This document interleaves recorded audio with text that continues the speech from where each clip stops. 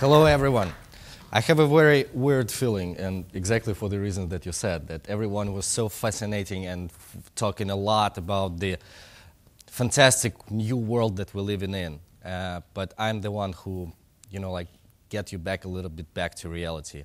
As a tradition for today's day, a small video just for those who don't acquainted with Kaspersky yet. So can we have a small video?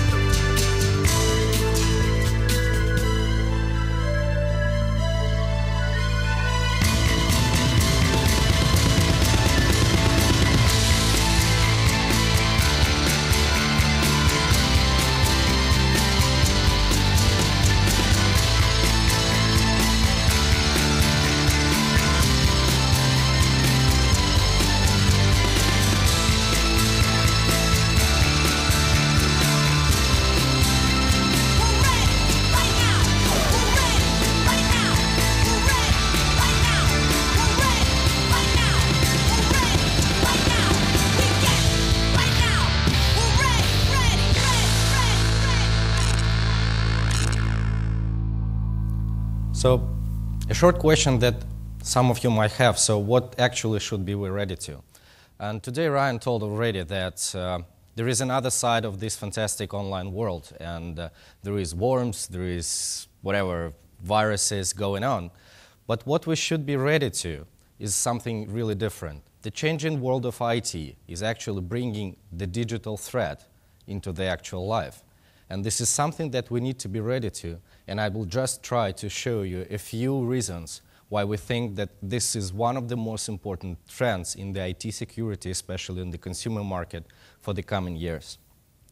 So what is driving the change of the world of IT? According to the IDC data, in 2014, so just 2 years away from now, the security industry will grow up to $10 billion. And there is a few reasons that drives this fantastic growth. It's cloud technologies and services. A lot of people talk about this. It's a full consumerization of IT. So what was different to the IDC 10 years ago, to the DISTREE 10 years ago? You might remember we were presenting video boards, video cards. Most of the consumer products that you've seen for the last few days are actually lifestyle products that actually driving the acceptance and use of the IT. Mobility is something that is coming to every single home and every single pocket. So what is changing is one of the tendencies we see is that people are not more interested in protecting their device as we used to think about it. They are interested in protecting their digital identity. And this digital identity is something that's completely different from whatever we are in real life. And unfortunately, this growth is also driven by the cybercrime. So what is the cybercrime now? We are now detecting more than 50,000 unique threats daily. And this growth is actually accelerating with the introduction of the new platforms, new devices, and new technologies. The number of signatures is more than 4 million, which is unique, which can be multiplied by a few times in order to understand the real set of the malware that is there. But the threat is different right now, as I already said. So we are changing from the internet hooligans that we were just 10 years ago to the business model of earning money using the power of PCs that everyone is having. So what does it exactly mean for the consumers, this cloud and consumerization? So the private content is not anymore just stored somewhere in the folder on your PC. It is shared. It is shared with everyone openly, and what is really threatening is without any control. So the data is accessed from anywhere.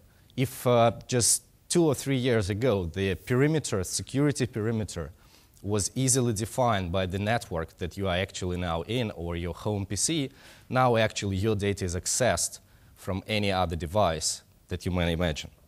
So the danger is becoming different. And just to show this some difference in this danger, I just want to make a short exercise so no one is falling asleep. So I want you all to just turn right or left to your closest neighbor. Can you do it? Yeah, just find the person next to you. And 1, 2, 3, I just want you to say and answer the question that I'm saying. So on 1, 2, 3, please say your name to your neighbor. Everyone's ready? 1, 2, 3. It was easy, yeah? Okay, on 1, 2, 3, please tell your neighbor where are you coming from. 1, 2, 3. What country, what city, or whatever. Okay, got it? You can actually play with the people who are standing a little bit further from you than just a neighbor. And now the third exercise. On 1, 2, 3, please say to your neighbor what is the color of underwear that you are currently wearing. Come on, come on.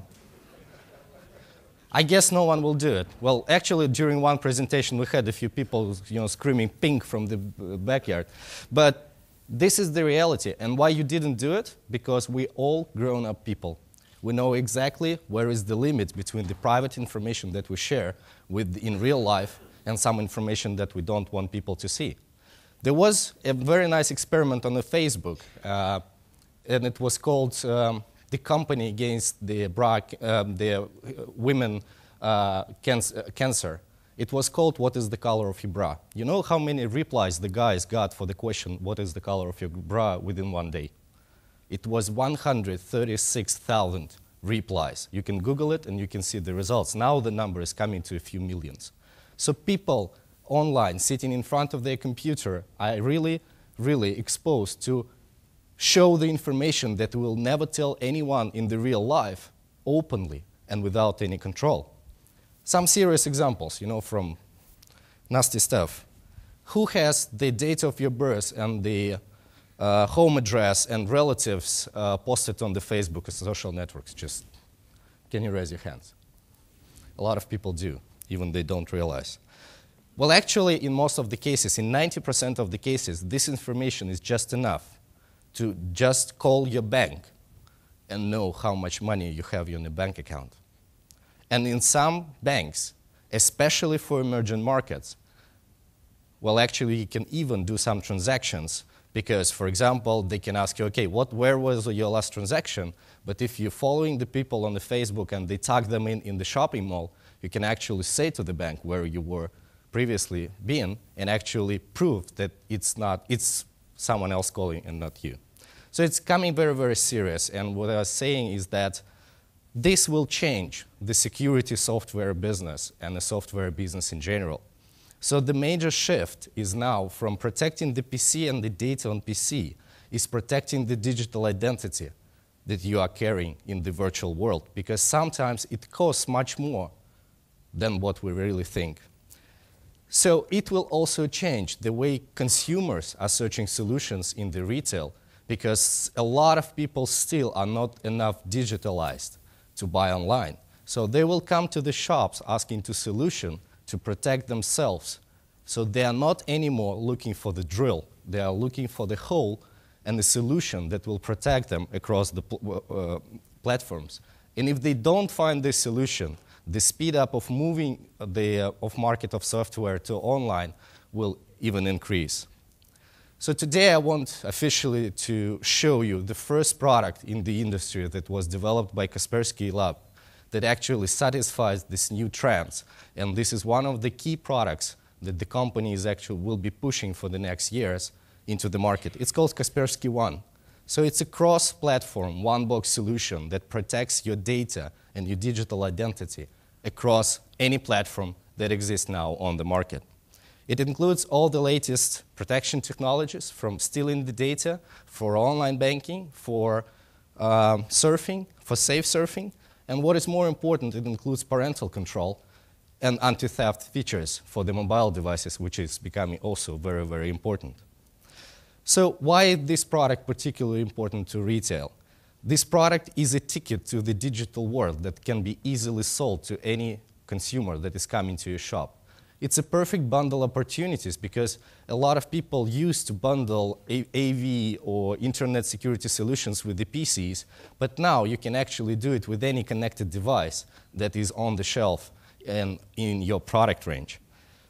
So it's a chance for retailers and a chance for channels, traditional brick and mortar channels, to take a part of a pie of a digital e-commerce world that will happen just within a few years in the emerging markets. You might probably have seen yesterday the presentation of Rudy about the number of people connected to the internet. It's only 11% in Africa, for example. And just imagine what will happen with this market if at least 50% of the people in Africa will get an internet connection. This is the new growing market, and I really urge all the existing channel partners of Kaspersky and traditional IT companies to look into these directions more and more seriously. So a lot of people ask us, will the software market follow the music and books and games path? You know that Amazon is now selling more electronic books than they sell physical books. The music, after the introduction of the few music stores, was actually, it's changed completely the way the industry is going. And I would say yes, the most probably yes. The software and application software market is moving this direction. And because it's very easy to access, it's very easy to buy, it's just one click, it's in product, you don't need a lot of expertise to buy something, it costs very cheap, but this is the changing of the business model. But it will not happen tomorrow, and it will not happen in a few years.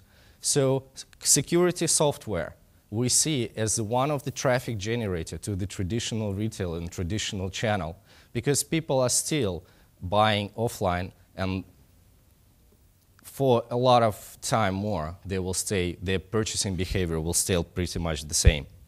So currently, as Kaspersky, we are offering the full range of product for any kind of users that might be coming to a shop. So starting from traditional solutions that we have for the long years already, with the new product that I've just talked about with Kaspersky One, with some specialized SMB solutions, because another tendency that we see is that SMBs are now also being very consumerized in their purchasing behavior. And in one of the talks, I believe during the last DISTREE, we heard that in companies that are not more than 10 employers, they behave in their purchasing exactly as a unique consumer. So they go to Facebook, just ask his neighbor what kind of software he's using, and they're doing the same purchase. So we have the full range of products, and what is more important, and something that was also said, that Kaspersky was a local company for the last 10 years. We have a separate strategies for each and every region and each and every channel. We are 100% partner-focused.